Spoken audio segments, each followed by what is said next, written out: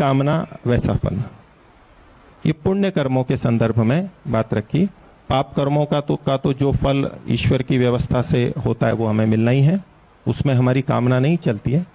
लेकिन जो पुण्य कर्म हम कर रहे हैं वहां हमारी इच्छा यानी ये सकामता, और दूसरे शब्दों में निष्कामता भी कहें, जैसा हम चाहते हैं वैसा हमें फल मिलेगा। यदि हम अच्छा शरीर चाहते हैं, अच्छी बुद्धि चाहते हैं, तो जो पुण्य कर्म कर रहे हैं उस समय अगर हमारे मन में ये भावना है कि मेरे को अच्छा शरीर, अच्छी बुद्धि, पैसा मिले, अगला जन्म अच्छे परिवार में हो इत्यादि जो भौतिक सुख सुविधाएं हैं तो हमें वो मिलेंगी। और यदि हमारे मन में ये भाव है कि मैं अगला जन्म मुक्ति की तरफ बढ़ सकूं, उसके लिए जैसे जैसे साधन चाहिए, बचपन से ऐसे माता पिता के यहाँ जन्म लूं, फिर ऐसे गुरुकुल या कहीं आश्रम या साधु संतों के पास जाऊं, वो मुझे मिलें, शास्त्रों का मेरा अध्ययन हो इत्यादि, और साधना के पथ पे मेरे को जब जब बाधा आए तब तब मेरे को समाधान प्राप्त हो, ऐसी कामना से जब कर्म किए जाते हैं तो उसके वैसे फल मिल सकते हैं। वेद मंत्र कहता है यत कामास्ते जुहुमा तन्नो अस्तु। तो जिस जिस कामना से युक्त होके हम कर्म करते हैं परमात्मा वही फल पूरा करता है। लेकिन यहां ये बात अवश्य ध्यान रखनी है कि हम कर्म तो छोटा सा करें और उससे फल बहुत अधिक चाहें, ऐसा नहीं होगा। उतने कर्म का, उतने पुण्य का जो फल हमने चाहा है वो उसमें से जितना मिल सकता है उस कर्म के अनुसार उतना मिलेगा। जैसे का मतलब है उसका प्रकार, जिस प्रकार का हम फल चाहते हैं उतना वो प्रकार का मिलेगा, लेकिन कितनी मात्रा में मिलेगा ये हमारे पुण्य कर्म के अनुसार, मात्रा के अनुसार निर्भर करता है, ये परमात्मा निर्धारित करेगा। लेकिन जैसा हम फल चाहते हैं वैसा मिलेगा।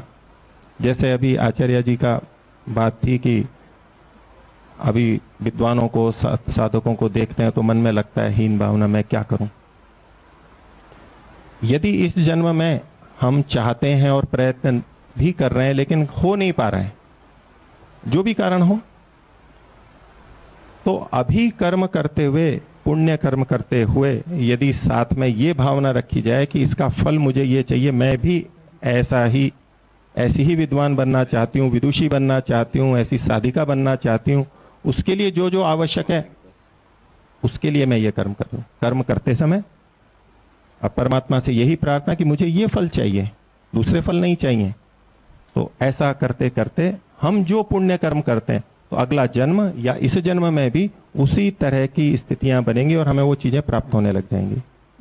यहाँ पर पुण्य कर्म की भी बहुत आवश्यकता होती है। सांसारिक चीजें जितनी बड़ी होती हैं उतना उसका मूल्य होता है। जैसे इसी तरह जो आध्यात्मिक उन्नतियां होती हैं वो बहुत बड़ी उन्नतियां होती हैं। सांसारिक उपलब्धि से बहुत बड़ी उपलब्धि होती है और उसके लिए पुण्य भी बहुत खर्च होता है। सामान्य पुण्य से नहीं मिलता है, जीवन में नहीं उतर रहा है, कई कारण है, ध्यान से नहीं सुना, मनन नहीं किया, प्रयत्न नहीं किया, वो भी हैं। लेकिन हमारी बुद्धि का ऐसा बनना कि हमें वो बात ठीक ठीक समझ में आ जाए और स्वीकार हो जाए, गहराई तक आ जाए, ऐसी बुद्धि, ऐसी सात्विक बुद्धि सामान्य पुण्य से नहीं मिलती है। उसके लिए बहुत पुण्य चाहिए।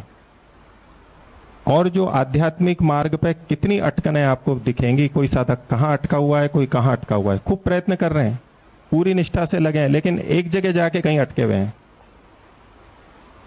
कुछ पुण्य किए थे, कुछ खर्च कर दिए, लेकिन उस स्थिति से ऊपर जाने के लिए जो बुद्धि की स्थिति चाहिए उसके लिए भी पुण्य चाहिए।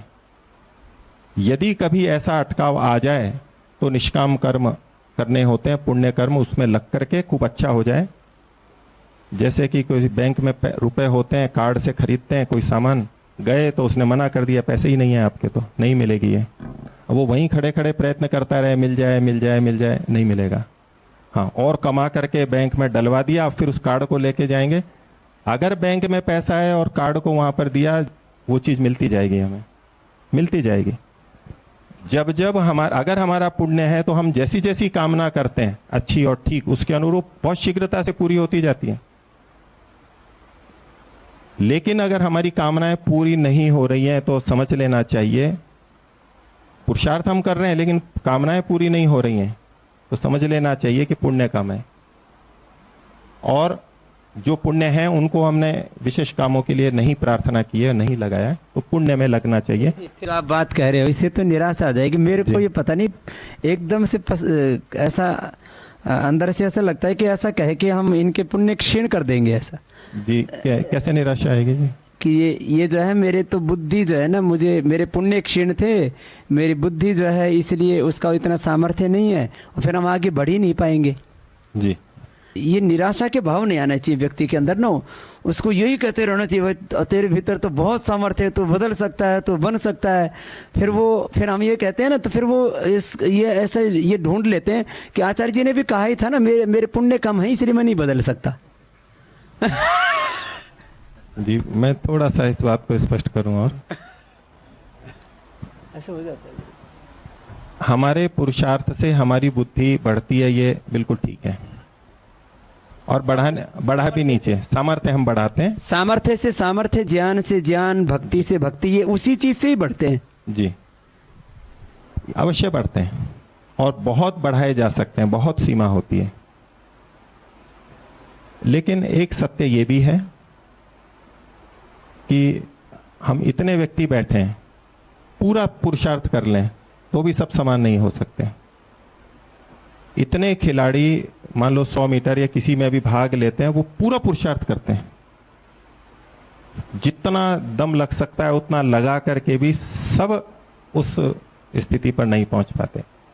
पुरुषार्थ का भी पूरा महत्व है, लेकिन पिछले कर्मों के अनुसार जो हमें मिला है शरीर और बुद्धि, वो भी हमारे जीवन का एक सत्य है। इससे निराशा नहीं होनी है। निराशा तो तब होगी जब हम यूं कहेंगे केवल भाग्य से जैसा है वैसा ही चलता रहेगा, वो निराशा वाली बात है। पुरुषार्थ भी और भाग्य भी, दोनों चीजें वहां पर जुड़ती हैं। तो यहाँ इसको ऐसा कर लो कि जिसके पुण्य क्षीण हो ना, भाई मेरे पिछले तो कम पड़ गए तो भाई इस बार कम नहीं पड़ने देने, ऐसा बार बार ऐसा सोचते रहो जी। वो व्यक्ति निराश क्यों होगा? उसको जैसे साथ में रास्ता बता रहे हैं ना कि भाई पुण्य कम है तो अब वो पुण्य करने में लगेगा, पुण्य करने में लगेगा, नहीं तो क्या होगा, वो बस वही प्रयत्न करता रहेगा लेकिन हो नहीं पाएगा। आप साधक भी अनुभव करेंगे और भौतिक रूप से भी अनुभव करेंगे। कितनी बार स्थितियां आती है कि हम जितना कर सकते हैं हमने लगा लिया, जोर लगा लिया, हमारी जोर प्रयत्न में कोई कमी नहीं है, लेकिन फिर भी परिणाम नहीं है हमारे पास में। उन स्थितियों पर धैर्य रखते हुए ये समझना चाहिए, और खासतौर से मैं आध्यात्मिक ये निष्काम कर्मों के लिए कह रहा हूं, अटकनें बनी रहेंगी, वो चीजें समझ में आएंगी ही नहीं। जैसे बहुत से वैज्ञानिक लगते हैं अनुसंधान में, सबको सब बातें नहीं सूझती हैं, तो बहुत बुद्धिमान होते हैं, बहुत स्मृति वाले होते हैं, लेकिन किसी किसी को वो ऊहा होती है, अचानक होती है, वो प्रातिभ ज्ञान होता है, वो पुण्य कर्मों से आता है, जिससे उसका बहुत यश और धन बन जाता है। अचानक आ गया जो, ये भी अनियम से नहीं आता है, यूं ही किसी में भी आ जाए, उसके लिए भी व्यवस्था होती है, प्रातिभ ज्ञान बोलते हैं। ऐसे ही आध्यात्मिक उन्नति के लिए भी हमारे को जितनी जितनी पात्रता होती है उतनी ऊंचाइयों पे जाते हैं। इसलिए जैसी कामना है वैसा फल मिलता है पुण्य कर्मों का, लेकिन यदि फल नहीं मिल रहा है तो समझना चाहिए अभी हमें और प्रयत्न करना है और पुण्य करना है। कर हम भी सकते हैं, हर व्यक्ति कर सकता है।